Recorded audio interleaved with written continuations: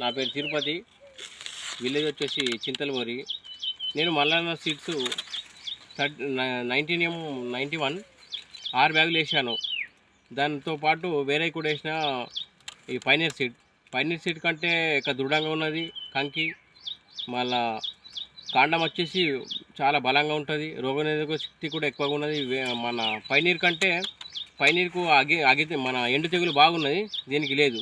ఇది ఎకరానికి కంపల్సరీ ఒక 42-43 వస్తుందని నేను అనుకుంటున్నా. వేరే సీడ్స్ కంటే బెటర్గా ఉంటుంది, మరి హైట్ కూడా బాగానే ఉంటుంది, కంకి దృఢంగా ఉంటుంది.